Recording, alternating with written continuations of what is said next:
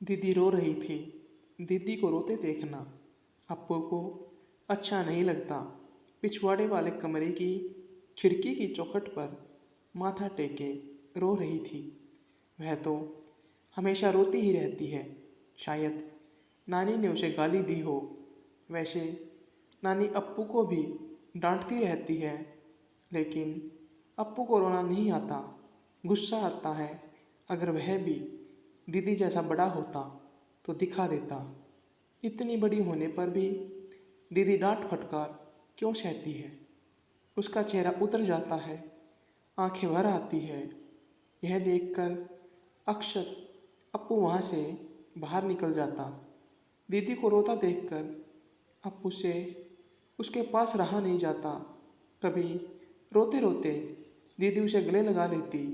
दीदी से प्यार से लिपटना उसे अच्छा लगता है, लेकिन जब बेटा कहते हुए सिर और माथे पर बार बार चुम्बन लेती तो गरम गरम आंसू अप्पू के बदन पर टपक पड़ते। तब वह भी रुआंसा हो जाता। नानी की फटकार को वह अक्सर अनसुनी कर देता। बहुत गालियाँ सुन चुका। सुबह उठते ही गालियों की बौछार शुरू हो जाती। दोपहर होने पर ही छोकरा उठता है, देखा ना रे, तेरे जन्मते ही घर का सत्यानाश हो गया कि नहीं। बरामदे के कोने में सील के पास बैठे दातुन करते वक्त फर्श पर थोड़ा पानी गिर जाए तो बस काफ़ी है, नानी शुरू कर देती। बदतमीज, अपनी हड्डी पसली तोड़कर फर्श की लिपापोती की है मैंने। आंगन में कुछ कूड़ा डाल दे, कुएं में कोई कंकड़ फेंक दे या तांबे के घड़े पर ताल बजाए तो नानी गालियाँ देने लगती। अब स्कूल जाने लगा है तो उसे थोड़ी राहत मिली है। कम से कम दिन में तो छुटकारा मिल जाता है। दीदी क्यों नहीं नानी को फटकार देती, लेकिन अप्पू से ज़्यादा दीदी ही नानी से डरती है। अप्पू को गालियाँ देने पर कभी कभी दीदी कहती, उसे कोस कोस कर मार डालेगी माँ, थू। उसके जवाब में एक डांट पिलाती। उससे भी बस नहीं करती। ऐसे ही शक्कर समझकर चाट क्यों नहीं लेती? जब अपना ही खून हो। जैसे बछड़े को कोई छूने जाए तब कचरी गाय सींग तान कर आगे बढ़ती है, उसी तरह नानी उछलती हुई आती। अरे किसी अरे गहरे से, हाय राम, मुझे ज़्यादा कहलवाना नहीं रही। बातें जब यहाँ तक पहुँच जाती तो अप्पू चुपचाप आंगन की तरफ निकल जाता। वह अहाते में चक्कन को साथ लेकर घूमता रहता। कभी कभी कद्दू की बेल के बीच लुका छिपी करते लाल पूंछ वाले पतंगे को पकड़ने की कोशिश करता, लेकिन कभी भी वह उसके हाथ नहीं लगता। बाहर काफ़ी देर बिताकर अप्पू घर लौटता। इस बीच उसे ख्याल आता, दीदी पिछवाड़े की खिड़की पर माथा टेके सिसक रही होगी। संध्या समय नाम जपने का काम अप्पू को तकलीफ दे लगता था। गलियारे में बैठकर ही यह काम करता। कई बार नम शिवाय रटना पड़ता, फिर नक्षत्रों की नामावली रटनी पड़ती। इन सब में उसे कोई गलती नहीं होती थी।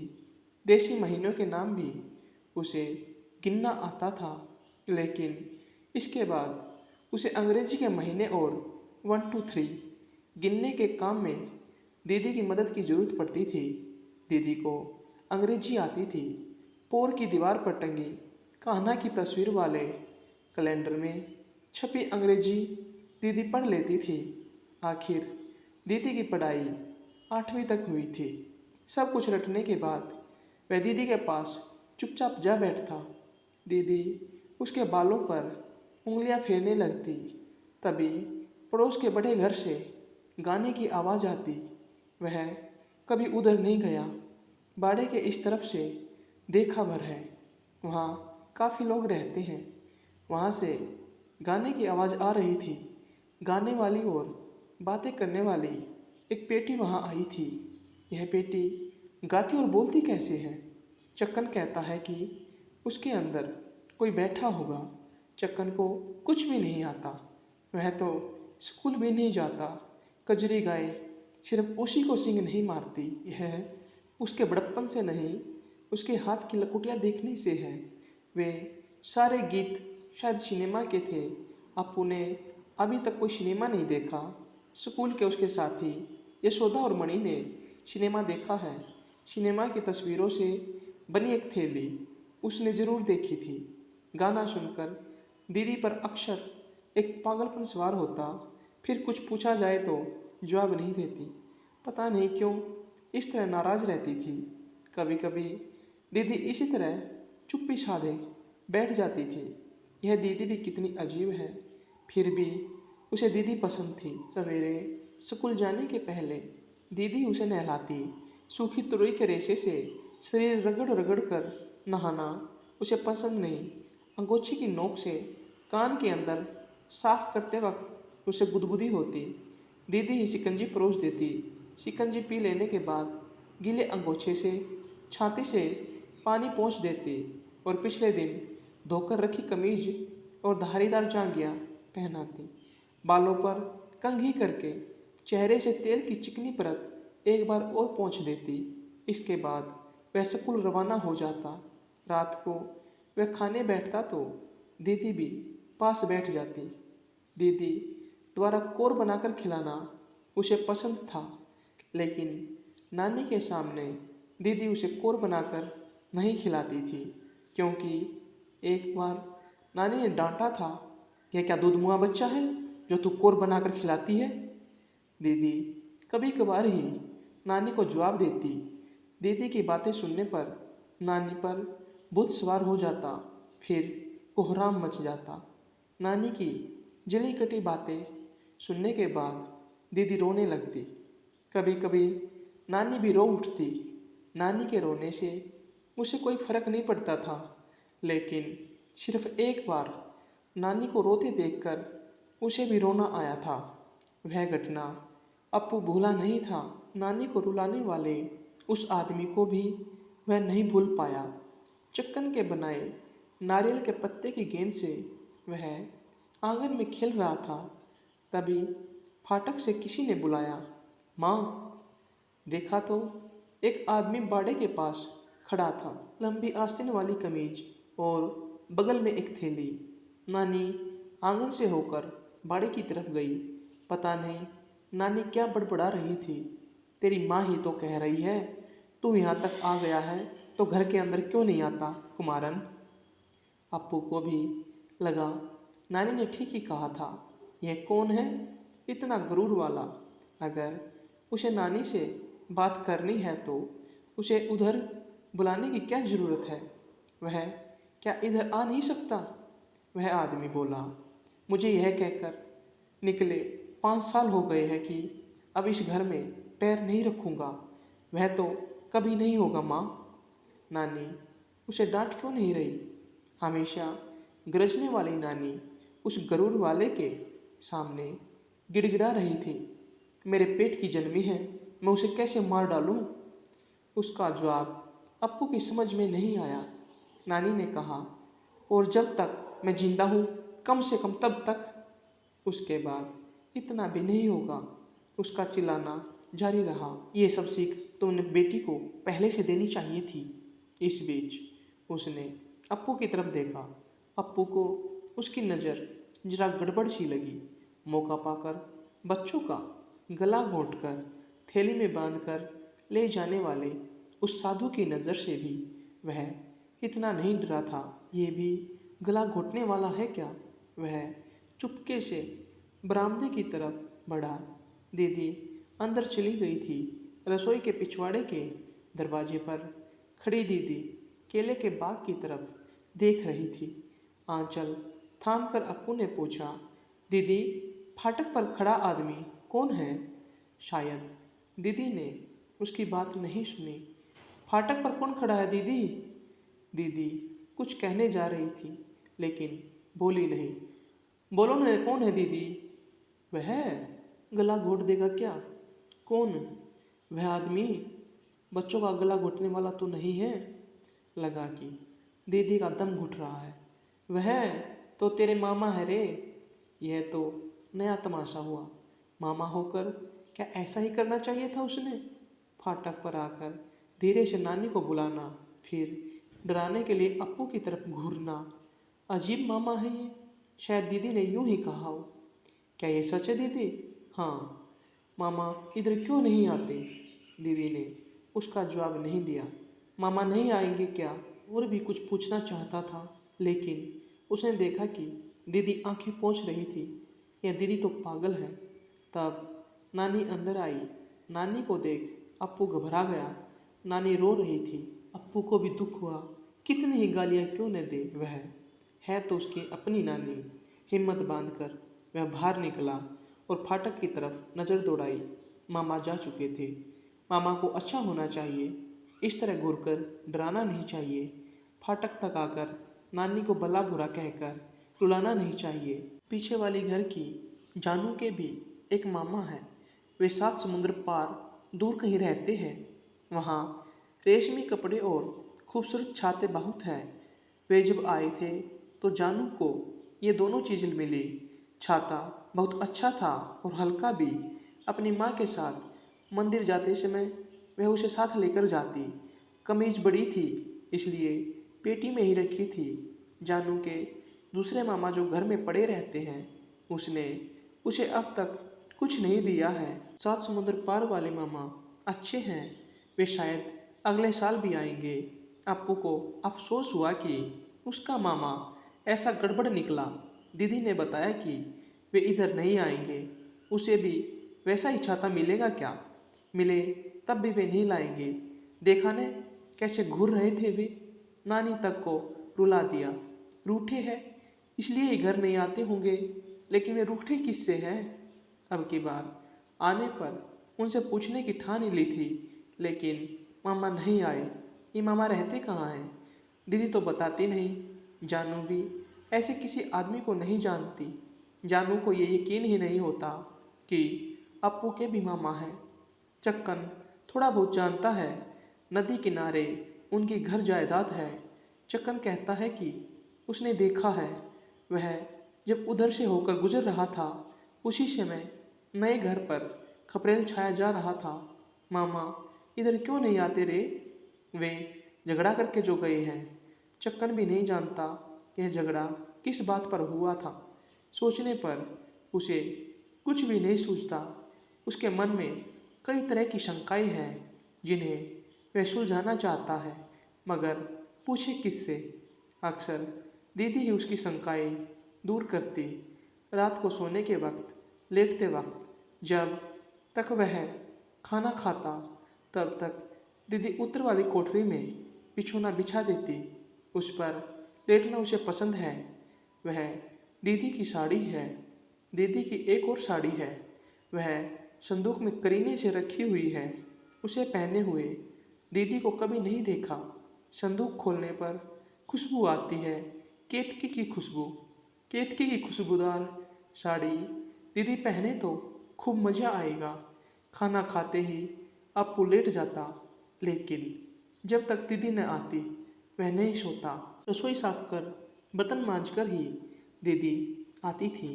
दीदी से लिपटकर सोते वक्त वह अपनी शंकाएं एक एक करके दीदी के सामने रखता। अक्सर वह जानना चाहता कि जानू ने जो कुछ कहा वह सब कुछ झूठ है कि नहीं। कभी कभी वह कितनी झूठ मूठ की बातें बनाती है।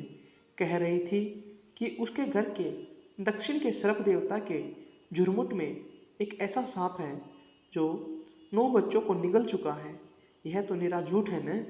एक सांप के पेट में इतने सारे बच्चे कैसे समा जाएंगे? एक बार जानू ने कहा उसने ईश्वर को देखा है। अप्पू को यकीन नहीं हुआ।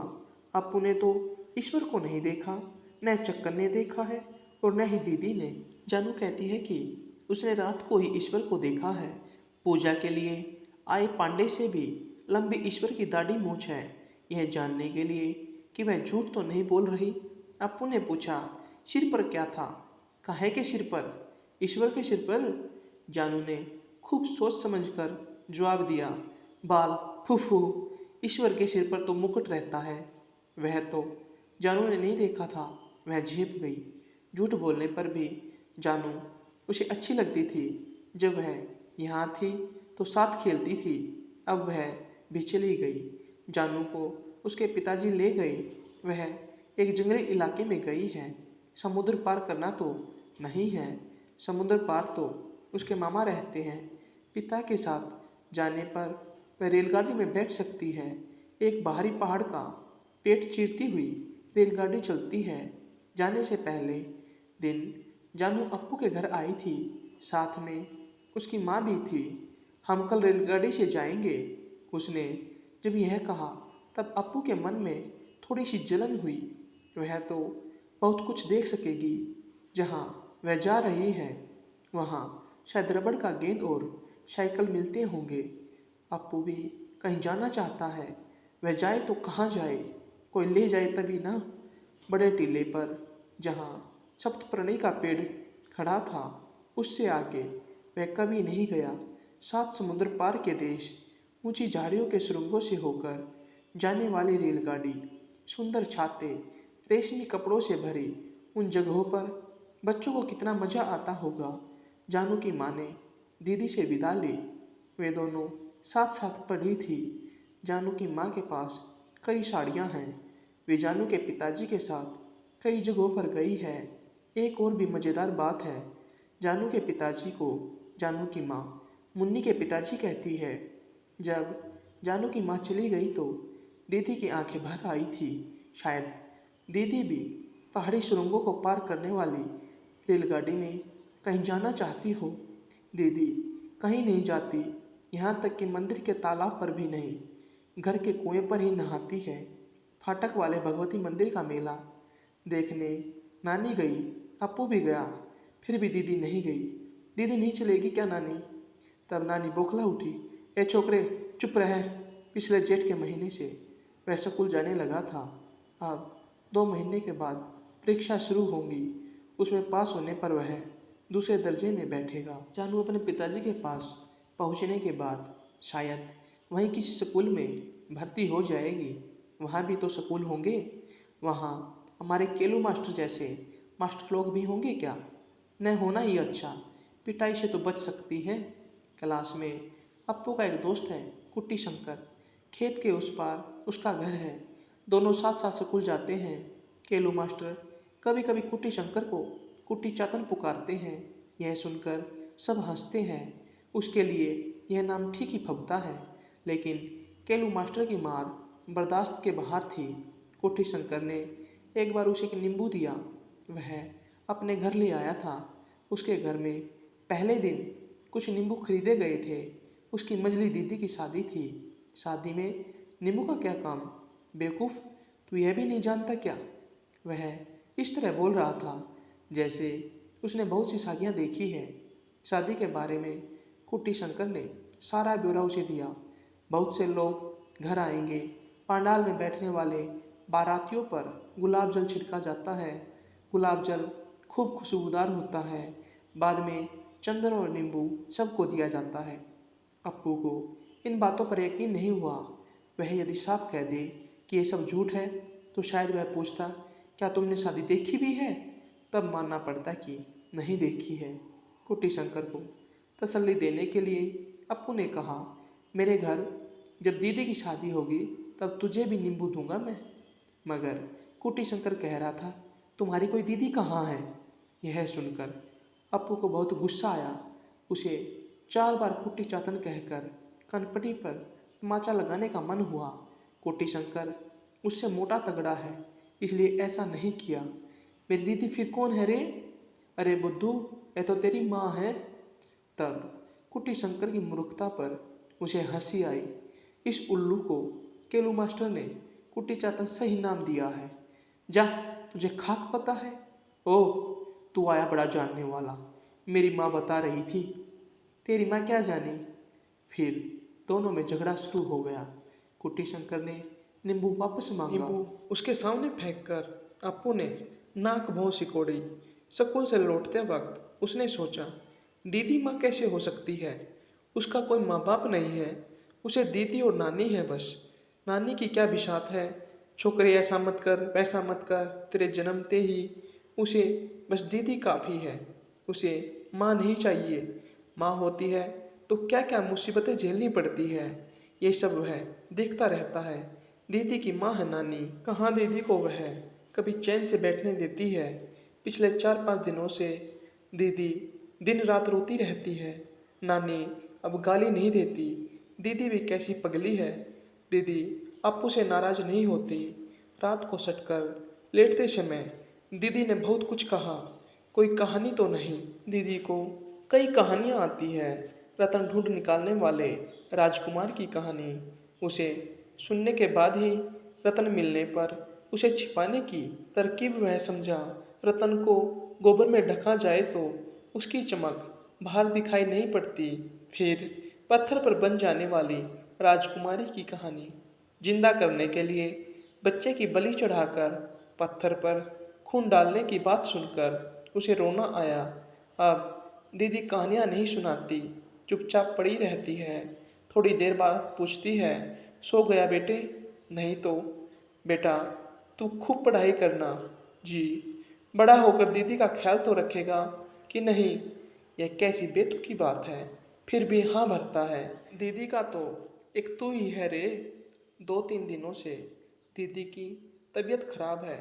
वह चुपचाप अप्पू को नहलाती, खिलाती और बाल संवारती और यूं ही उसके चेहरे की तरफ ताकती रहती, एकदम गुमसुम रहती। यह दीदी पागल जो ठहरी।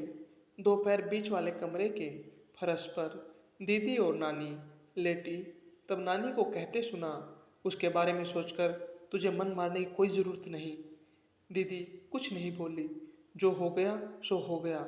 इधर उधर की बातें सोचने से कहीं पहुंच नहीं पाओगी। अगर यह ठीक हुआ तो बेड़ा पार ही समझो। यह सुनकर भी दीदी चुप रही। वह शंकर नायर सब ठीक कर देगा। वह बड़ा नेक आदमी है। तुम क्या कह रही हो माँ? नानी कुछ ऊंची आवाज में बोली। यूं ही सब कुछ बर्बाद न करो। यह भी हाथ से निकल गया तो जिंदगी भर पछताओगी। यह तो धोखाधड़ी है ना। ये सब तुझे जानने की जरूरत नहीं है, लेकिन उसका नतीजा मुझे ही तो भुगतना पड़ेगा। वह सब शंकर नायर को मालूम है। फिर माँ अप्पू, अप्पू सिप्पू तुझसे मैं कह देती हूँ, जब मैं इस बला से छुटकारा पाना चाहती हूँ तब तो तू। दीदी चुप हो गई। फिर नानी ने कहा, शंकर नायर सब संभाल लेगा। यह शंकर नायर कौन है? इतने बड़े होशियार आदमी को कभी देखना भी चाहिए।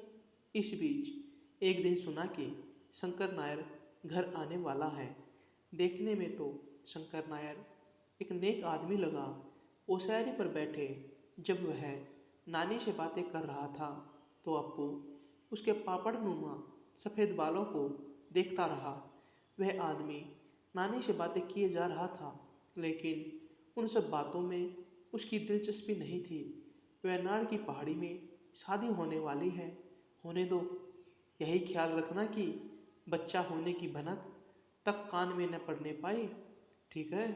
अप्पू बार बार उस पापड़नुमा बालों को देखने में ही मजा ले रहा था। वह सोच रहा था कि उसके सिर पर एक लंबी चोटी भी होती तो अच्छा लगेगा। स्कूल के बाग के गमले में रखे घोड़े की पूंछनुमा पौधे जैसा लगेगा। उसने एक बार फिर झांक कर देखा। शंकर नायर ने आवाज़ और धीमी कर दी। नानी ने मुड़कर देखा तो अप्पू पर नज़र पड़ी। अप्पू, आंगन में जाकर खेलो। वह नाड़ की शादी से उसको क्या लेना देना? एक नींबू तक नहीं मिलेगा। कोई चाहे शादी कर ले, अप्पू का क्या बिगड़ता है? अंदर वाले कमरे में चावल का बक्सा उसने खोलकर जोर से बंद किया। उसके अंदर से एक नन्हा सा तिलचटा झांक रहा था। खिड़की पर चढ़कर दीवार की कील पर टंगी टोकरी यूं ही टटोली। उसमें सरसों है। रसोई से पीतल का गिलास गिरने की आवाज़ आई। रसोई में दीदी है। नानी ने पुकारा, मालू। शायद गिलास गिरने के कारण डांट के लिए बुलाया हो। ए मालू। दीदी बरामदे के दरवाजे पर आकर खड़ी हुई। पता नहीं अब दीदी को क्या क्या सुनना पड़ेगा। अप्पू ने डर से कान खड़े किए। शंकर नायर पूछ रहा था, माँ ने सब बता दिया है ना? दीदी चुप रही। शादी वही होगी, 2-4 मेहमानों को बुलाना है। लोग क्या कहेंगे? नानी को शक था। तुम मेरे सगे संबंधी हो, तुम्हारा और कोई नहीं है। मैं तो 20 वर्ष से ही वहीं रहता हूँ। तो बात समझ में आई ना बहन जी? कौन सी बात? हाँ हाँ, वही जो मैंने कहा। मेरे यहाँ छोटे पैमाने पर शादी की रस्म पूरी की जाए तो इसमें बुराई क्या है। ठीक है भैया, तुम ही तो मेरा सहारा हो, इसलिए ही तो मैं उसे पटा कर लाया हूँ। वह लड़की को देखना चाहता है, तब क्या करे। नानी ने धीमी आवाज में कुछ फुसफुसाया। उसकी भनक तक कान में पड़ने नहीं दूंगा। सब कुछ ठीक हो जाने पर गांव के मंदिर में खीर चढ़ाने की मनौती की है। सब कुछ ठीक हो जाएगा, बिटिया को कोई तकलीफ ना होगी। उसके पास सरकार से मिली 4 एकड़ जमीन जो है, मेहनत करने पर आराम से गुजारा हो सकता है। तब मोरी के नीचे रखे खाली डिब्बे में छिपी सींग वाली कोई चीज दिखाई पड़ी। यह तिलचटा नहीं था, यह तो अप्पू के लिए एक नया शिकार मिल गया। इसे छोड़ना नहीं चाहिए। वक्त पर झाड़ू भी नहीं दिखाई दे रही।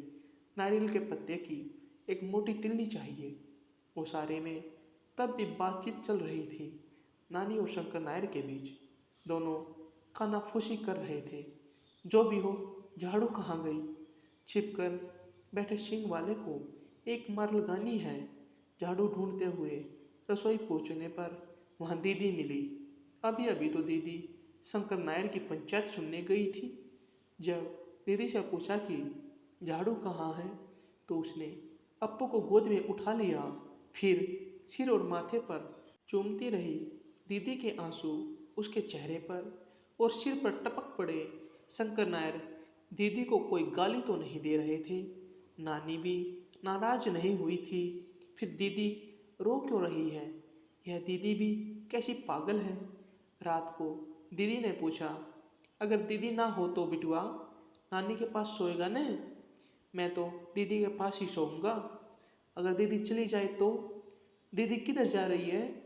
दीदी चुप रही। बार बार पूछने पर जवाब मिला, कहीं भी नहीं।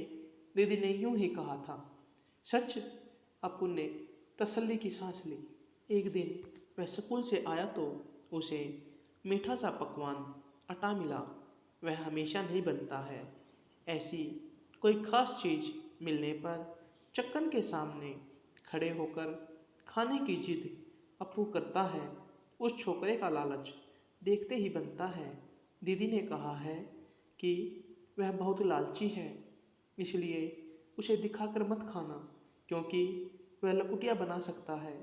कजरी सिर्फ उसी को सींग नहीं मारती, वह चाहे तो कजरी को गले लगा सकता है। अटा छिपाए दीदी से नज़र बचाकर वह आंगन की तरफ निकला। चक्कन फूस के ढेर से फूस निकाल रहा था। हमेशा की तरह आज उसने एक टुकड़े के लिए विनती नहीं की।